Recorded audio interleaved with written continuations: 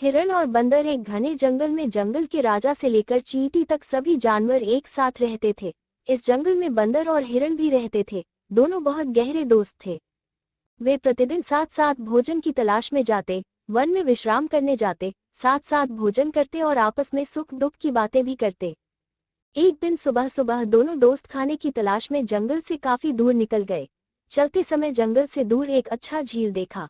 इस झील के किनारे फूलों और फलों से लदे वृक्ष थे। इनमें से कई पेड़ चेरी के पेड़ थे। चेरी के पेड़ को देखकर बंदर और हिरण बहुत खुश हुए।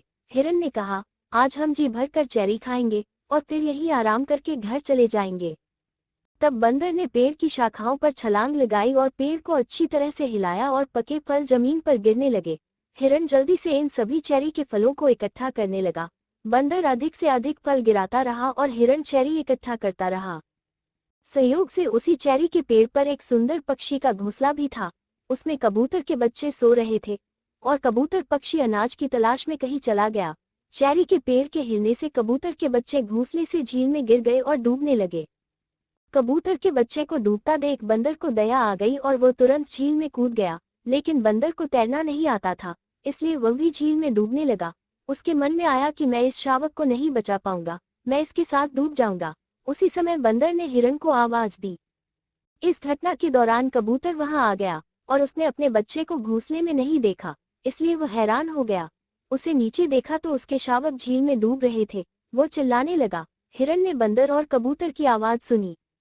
बंदर और चिड़िया के बच्चे को डूबता देख हिरण ने झील में छलांग लगा दी। उसने अपनी चतुराई से शावकों और बंदरों को डूबने से बचाया। फिर वे उसे झील के किनारे ले आया।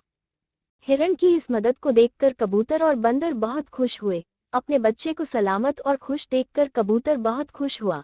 उसने बंदर और हिरण को धन्यवाद दिया और कहा, तुम आज से यहीं ठहरो, हम साथ साथ खेलेंगे, खाएंगे और साथ साथ रहेंगे। उसी क्षण से हिरण, बंदर और कबूतर उस चेरी के पेड़ के नीचे रहने लगे।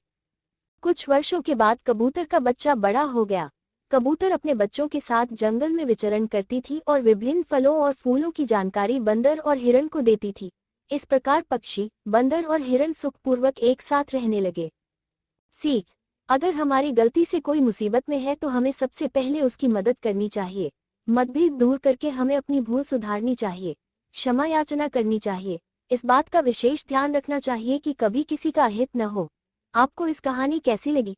कमेंट के द्वारा हमें जरूर बताएं। धन्यवाद।